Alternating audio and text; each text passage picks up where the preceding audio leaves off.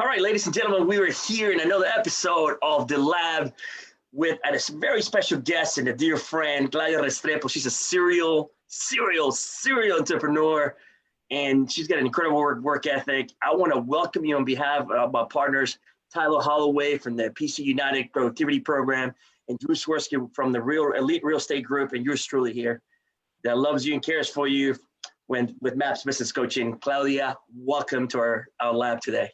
Thank you for having me. It's my pleasure. Hey, listen, it's absolutely great to have you here. And the reason why we brought you in today is because we wanted our audience to really hear what has helped you become the person that you are today. In my years of knowing you, I know that you have an incredible work ethic. So I just tell us a little bit about your story, because I think your story is intriguing, and how, you came from Colombia and where you ended up and some of the things that you've done with the situation that you created, right? So tell us a little bit about that. Okay, so I am Colombian. I moved to United States in 2003. I came to learn English. I didn't know anything about this language, and I moved to a city in Washington State called Spokane, which I didn't know that existed. Started with the fact that I thought I was going to Washington, D.C. in the first place. I had no idea there was two Washingtons. So to me, that was like the best mistake, because I got to a city that was very small, coming from Bogota, that has almost 10 million people. I come from a family of entrepreneurs. My dad had his own company. My stepdad had his own company. My mom still has her own company, 30 some years. So I went to a city that was small enough so I could feel comfortable, learn the language, and jump into real estate within about a year and a half. And I got my real estate license, joined Keller Williams, and through following the models and the systems that Keller Williams teaches us, I built a company in Spokane that today sells over 450 homes a year. 7 years ago, I hired a CEO to run that company, and I moved to Miami and took a franchise for Keller Williams that at the time was kind of failing and had about 50 agents. And I took over, relaunched the entire leadership team, relaunched the company, and I've had 300 agents. And ever about 4 months into it, it became profitable, and we've been profitable ever since. And about 3 or 4 years ago, I got the opportunity to launch and bring the franchise of KW to Colombia. So I launched Keller Williams Colombia. I know you and I, Eric, were working on that for a long time, but I finally made it happen. And so I'm an investor in Colombia, and I'm also an investor of the 6 offices we have in Colombia. And yeah, I love launching businesses and have amazing teams, and that's what I do. Goodness gracious, like, you see the speed in which she operates, Tyler and Drew. I'm telling you, it's like when I first met her, like I was still in the Marine Corps, and we met, and she was working in Colombia. Like, she was literally in Colombia like every other day. It seemed like she was in Miami one day, or like she was all over the place, and it was so hard to keep up with her. What is great though, like, if you hear that, she was aiming to land in Washington, D.C., and she ended up like a few clicks completely up to the north, and she made the best of it. Yeah. So that's so cool to hear. Yeah, we made a couple jumps there, Claudia. So I would love to hear more about, right? I'm going to the United States to learn English.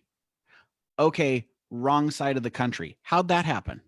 Well, so it was interesting because I had a business in Colombia, and I sold flowers, but I didn't sell like a retail. I actually went from business to business, and I offered my services, decorating the companies, the hotels with flowers. And within 2 months, I was profitable. Within a year, I was bored.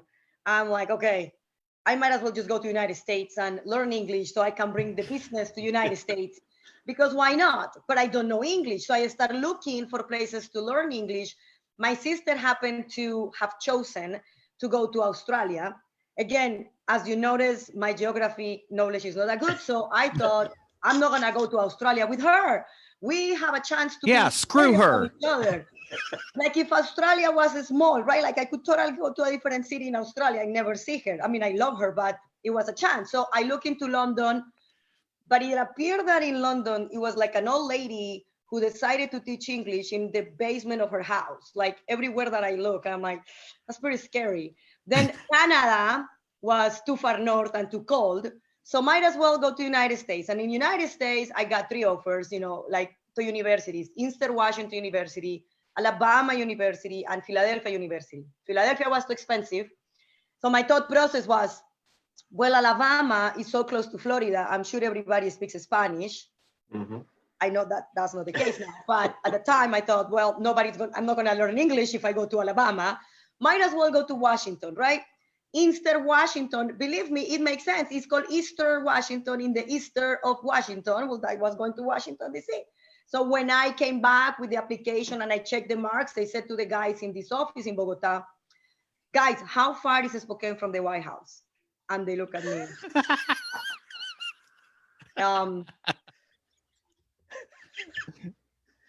So here we go to the map, and I'm looking over here, they're pointing out over here, and I go, is there another Washington? And they go, yeah. Yes. Seattle, I'm like, yeah, Seattle is on the other side of the world. It's like by Canada, where I didn't want to go because it was too cold. I was gonna say it gets cold in Spokane, so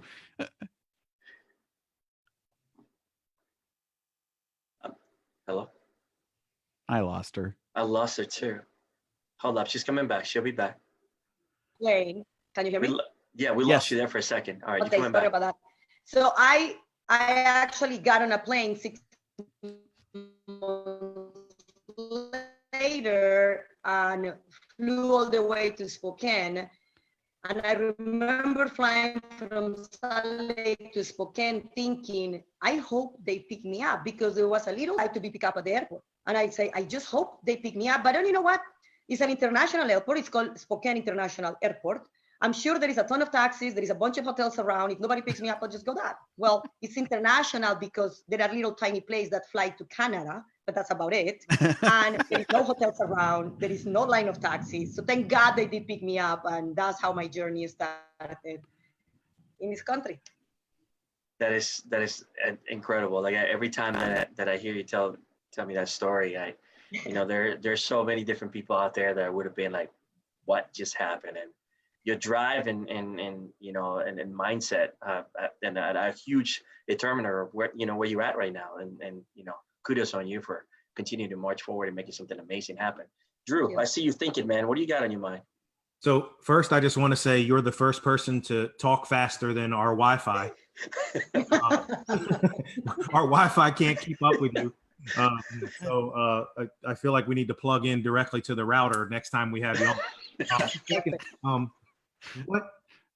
What helps you keep a positive mindset? Because like from what I'm hearing you say is everything's was your mindset. And it sounds like that anything you put your mind to, you can probably do it. Mm-hmm. What are you doing right now to keep that positive mindset? Because I heard you say no traveling, you can't go anywhere. How do you stay positive? I feel like the fact that I love what I do, and this is not work for me, I'm excited about keep doing it and find other ways. But I will say that it's the way I talk and the words. And I guess maybe in the translation of the language, there is a word that I hear so many people say, and it's, I am overwhelmed. I'm overwhelmed. And I actually tell people, I don't even have that word in my vocabulary. I don't even know what that means. Like, I don't even use it. Like, so since that word describes a feeling, I clearly don't have that feeling. But then after I literally look at the definition of what it is, I go, well, I choose not to have that word in my vocabulary. I don't talk like that. People say, I remember at the beginning, people telling me, oh my gosh, were you afraid to come all the way to Spokane by yourself? And I swear to God, at some point, I had to stop and think, was I afraid? No, I was excited. I was curious. But I'm never afraid. I literally, like, the only thing that I'm afraid of is ghosts, because I believe in ghosts, but then that's about it. Like, I don't think, oh, I'm afraid of this. I don't think I am overwhelmed. I use this word because I'm in these conversations, but I don't use it in my life. I don't say we're in a pandemic, we're in a crisis. I don't talk like that. I always talk from, okay, what is the opportunity here? I feel like my brain is constantly on problem solving. So since I'm solving problems, I don't live here in the thinking. I'm looking forward constantly. So I believe that has been one of the reasons why I'm not stuck and I'm always moving. And don't get me wrong, I get sometimes like down or bummed or, man, sometimes this is like hard, but then I get that like that and I go, okay, that's what it is, moving on. and I just move on. Like, I don't sit there and dwell on the difficulties. Like, I don't dwell on, I don't speak English. Well, let's just keep trying. Let's keep failing forward, fail forward. And if I have to repeat myself 100 times, believe me, when I started, I was told, you are gonna have to go door knocking because your accent, nobody's gonna understand you on the phone. I'm in Spokane, Washington. It's November. It snows. Who the heck is gonna go door knocking? No, this Colombian. So I'm like, I'm gonna grab the phone. And I promise there will be times that I will say something and they will be like, what? And I will repeat myself and slow down. And if they hang up, I will call them again. I'm not gonna let this stop me. So that is how I think. She's always been like that. I'm going to tell you right now, ever since I met her, it was that she protects her calendar and the people that she talks to. And she is like, when it comes down to getting something done, I like the work ethic that she has is incredible, which is one of the things that led me to want to work with her when the opportunity to Colombia came. At that time, when it all started, you seemed like it was an impossible task because there were so many people that we needed to get into conversation with. And just that, being able to get on a plane and having interviews with an incredible amount of people. Right? I mean, you recall like that was a journey, right? Finding the right person for Colombia. Yeah, I was actually still living in Spokane. Yeah. And we lost you for a second. And Flash. We're losing you. I would fly to Colombia. You see me? Yeah, we hear you now, but it sounds like a apologize. DJ. It sounds like a DJ is, trying to bust some beats. Let me see. Okay, there you go. You're back. Okay, apologize.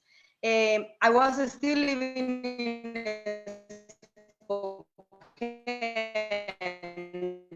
We lost you again. So I will fly to Colombia. I was there. Guys, I don't know what's going on. Okay, you're back. I haven't moved. I haven't done it. Okay, I'm so sorry.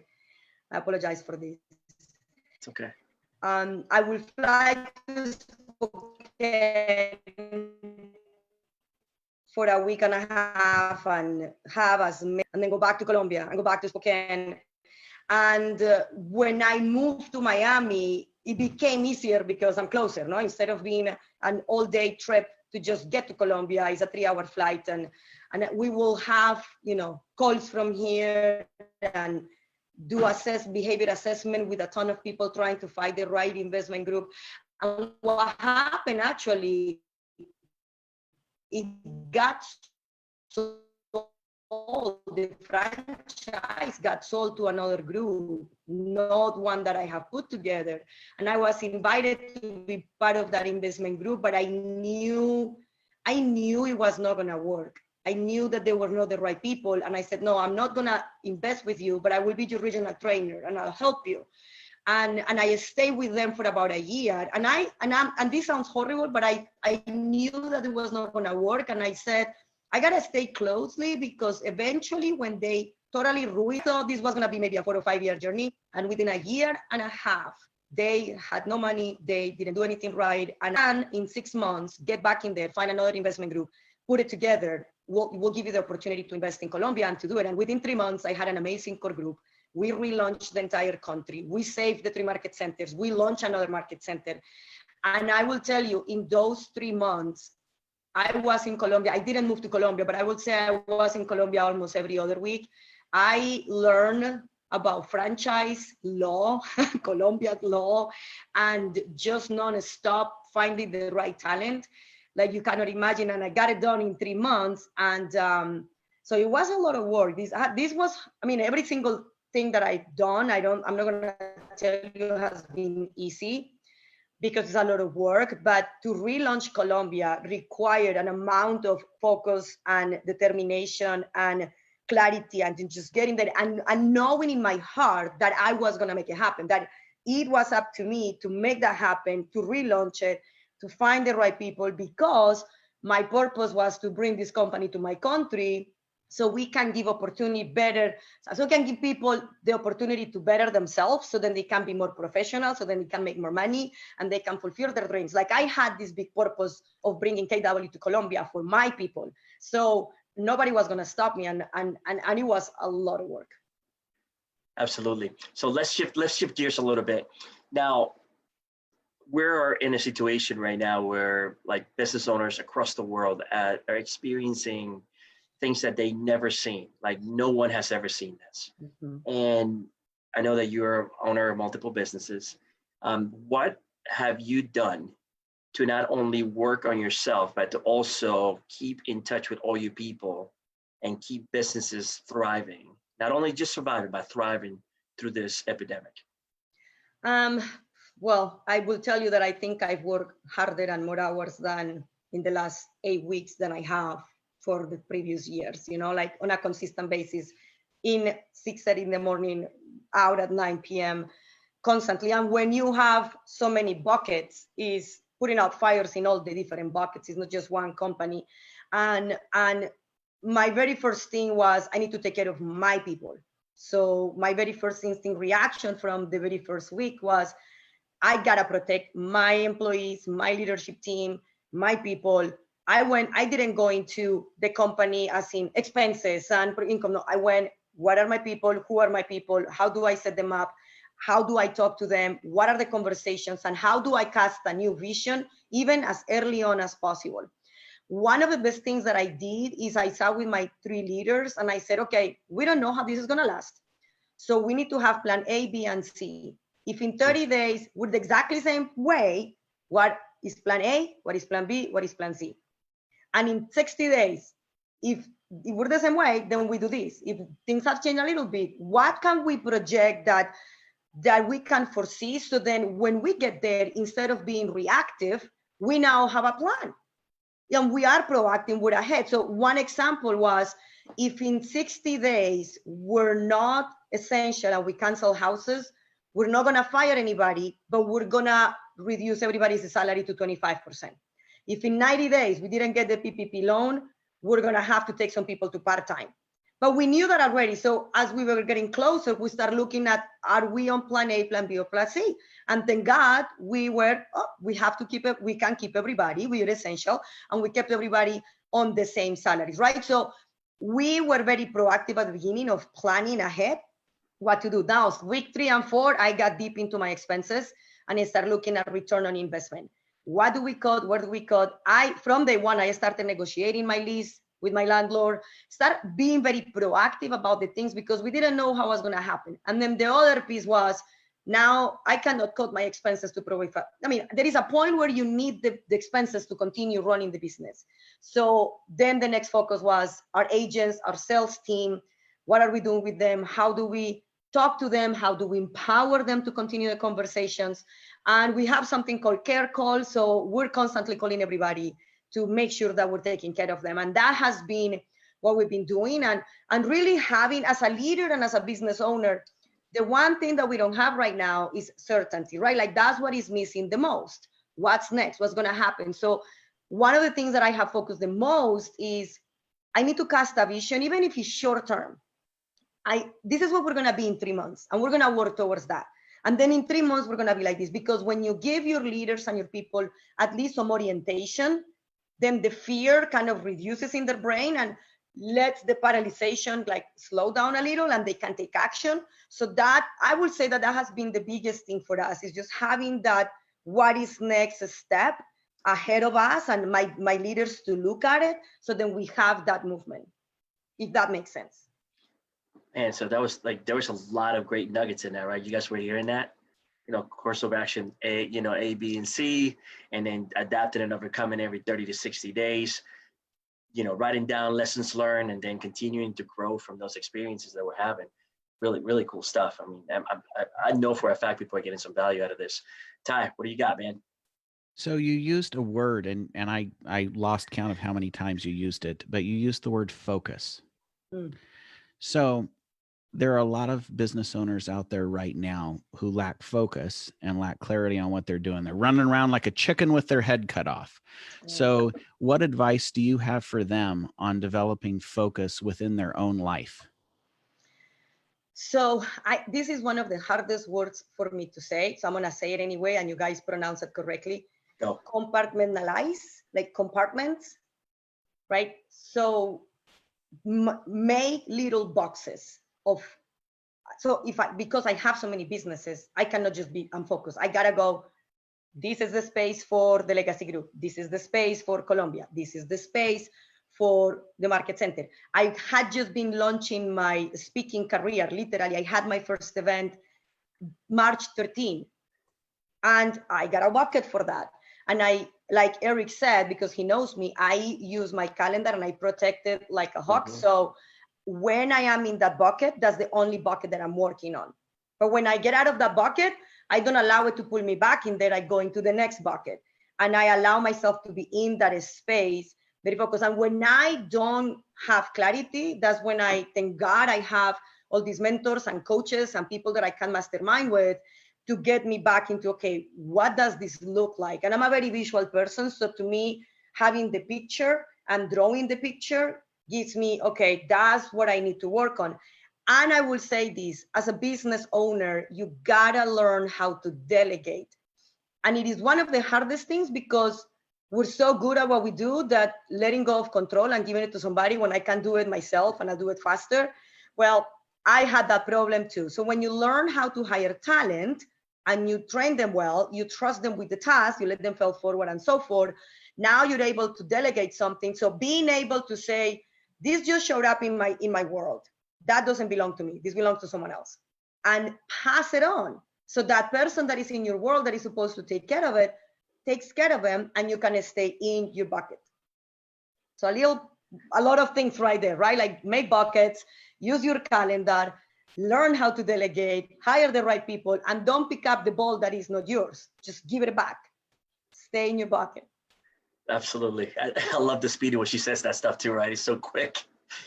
And I'm telling you, from my experience, let me tell you, man, you cannot get her to say a word when she's not in her bucket. So it's like, all right, so what's really a good time to give you a call? And if it's like, that's the time. Yeah. So really cool stuff. Now, how often are you communicating with your people in these days? So with my team leader and my CEO daily, I do have a one meeting on Mondays at 10 a.m. with my team leader and my MCA, at 11 with my team leader. And I have 1 hour a week our accountability with my CEO for Spokane on Fridays. And then with Colombia, it's every 2 weeks. That was the schedule. Now it has been more because obviously I'm taking care of everybody. But I usually go to the office for sure once a week, maybe twice a week. And then I just have meetings scheduled the other days, and I work remotely. So this whole working from home for me is very easy because I've been doing it for 7 years. So it's just adding more into it because I like to take care of more people. And now that we went back to the office and we're transitioning on phase 1, phase 2, phase 3 for the market center, then I'm able to go back a little more of my schedule, my previous schedule. That's awesome. Tell me when your day starts. What time do you wake up usually in the morning? And we find that a lot of successful people like you have a very... So for like all last year, I was getting up around 5:30 to exercise and meditate. I do have a 3-year-old and a 4-year-old, and now they're like in my bed. So I'm like, oh, do I get up or do I snuggle with them? So I'm getting up around 7:30 because I just want to snuggle with them and just stare at them because they're so cute. But I don't, I have a day very productive, but my days are not too long. Like I do not go to bed at midnight. I go to bed around 9 or 10. I read, but I pack my days with effective, efficient, to the point, productive tasks. So today, after you guys, I have another call at 2, and then I'm free. Free is I don't have anything in my schedule. I most likely will be preparing for videos tomorrow. I will be hanging out with my kiddos, and tomorrow I have all my appointments. Like I just literally go through my schedule, and I learn how to say no to a lot of things. So because it was you, I said yes. Well, we really appreciate it. No, and everybody that is listening, this is my passion. I love to share. I love to, communicate with people. This is what I like to do. I love to train, and I am not special at all. I just think a little different, and because the way I think, I have accomplished some things, but this is not unattainable. It's just get your mindset, get to think a little different, and you will accomplish anything that you want. And I'm not special. I'm not even a workaholic. Well, although I am a workaholic because I love what I do. Yeah. So somebody will see me like, yes, you're a workaholic. I'm like, well, this is not work, it's my passion. But so no, I'm very glad to be here. This is what I like to do. And yet I do say no to a lot of things. So so it allows me to do these things because it's what I like to do. Absolutely. So now we get into that part of the interview when we go into something that we call the rapid fire session. And these are just questions that come completely up, and you just have to answer as fast as you can. And you have been answering very fast, so I'm not sure how that's going to come out. So let's see if you keep up, Eric. Yes, absolutely. So Drew, go ahead, man. All right. Are you ready? I'm ready. What's your favorite restaurant in Miami? Oh, Booyah. Patron or Cuervo? What was that? Patron or Cuervo? Tequila. Which one? Tres esquinas. Neither. She doesn't drink. I don't like tequila. Okay, good. Okay. What's your favorite meal you've had during the quarantine at home? Chicken and rice. That's the only thing we've been having. What's the junk food you've eaten the most during the quarantine? Coca-Cola. Favorite movie? Forrest Gump. Last book you read? The Road Less Stupid. That's a good book. Put That's it on. a really good book. What's your favorite sports team? Oh, the Seahawks. Football. My girl. I'm so happy that someone finally said football. It's all been tennis and soccer and. No, she likes football también. She likes football también. I'm so happy. All right, thank you so much for the rapid fire. I appreciate it. Thank you, Drew. You threw a curveball when you said football. I'm so happy. Well, thank you. My pleasure. So Claudia, we want to thank you for being here. But before we go anywhere, what's the best place where people can reach you and find you? If they were what? Instagram will be so far the best one, and it's easy. Claudia.restrepo.co. And just follow me. I'm putting a lot of content out there. I'm working on becoming more engaged with it and do more live things. But I'm checking it constantly, and that's where we're throwing everything that I'm doing and conversations. So Claudia.restrepo.co. Yeah, I'll go ahead. I'll add it to the interview once we're done. And also, I just want to volunteer too. If you like, we're going, and when are we going to go do an engagement in Colombia? A speaking engagement. I would love to join that. As soon as they open that airport. Yeah, let's go. Drew wants to go, and Ty wants to go. We take all the families and maybe go to Medellin, Cartagena, Cali, wherever it is that they want us to go. We'll go there. Yes. Awesome. Perfect. Claudia, on behalf of my partner, Taylor Holloway, Drew Swirsky, and yours truly here, we want to thank you for spending time with us today. Thank you so much. We want to continue to thank you. We want to continue to wish you continued success, and and we look forward to seeing you around, because God knows we will see each other in the near future. Thanks again for being here today. Thank you so much. Claudia. Thank you, Claudia. Bye. Talk to you soon. Yes.